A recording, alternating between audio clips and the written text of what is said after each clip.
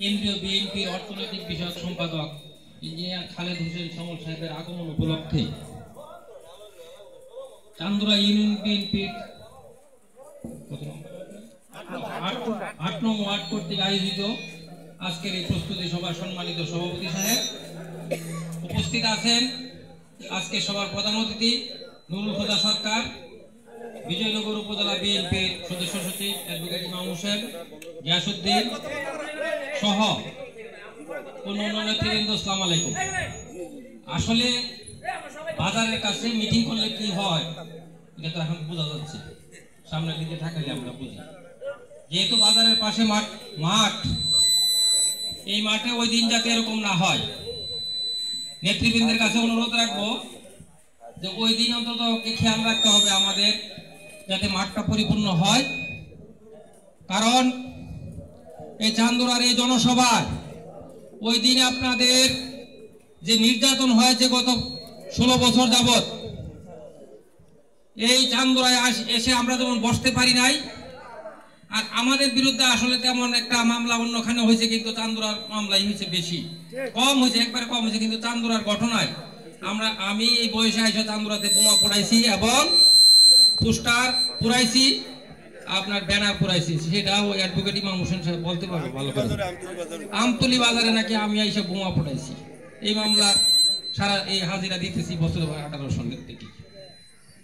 তো এখানে যে অত্যাচার নিপীড়ন দু একটা মানুষ করেছে, এখানে চান্দুরা ইউনিয়নের বিএনপির লোকজন বেশি, সেটা প্রতিবাদ হবে আগামী 4 তারিখ। এবং এদেশে জনগণ এবং এলাকার জনগণ বুঝিয়ে দিবে তারা যে ক্ষমতায় চিরস্থায়ী না, ক্ষমতায় একদিন যাবেই। আর সেটার প্রমাণ হয়েছে এই ছাত্র জনতার গণ আন্দোলনের মাধ্যমে। আর গণ আন্দোলনের মাধ্যমে যেমন এদেশের মানুষ তাদের অধিকার ফিরে পেয়েছে, সেই অধিকারকে এগিয়ে নেওয়ার জন্য এবং আমাদের কাজ, আমাদের নেতা ইঞ্জিনিয়ার খালেদ হোসেন সমল সাহেব বারবার বলছেন যে আমরা আওয়ামী লীগের মতন আচরণ করব না, আমরা জনগণের পাশে আছি, জনগণের সেবায় আমরা সব সময় প্রতিশ্রুতিবদ্ধ, জনগণের আপদে বিপদে তাদের পাশে থাকবো, দেশের কাজ করার জন্য যা যা করার। আমরা রাজনীতি করি মানুষের আপদে বিপদে পাশে থাকার জন্য এবং তাদের সেবা করার জন্য। আওয়ামী লীগের মতন আচরণ যাতে আমাদের নেতাকর্মী কেউ না করেন।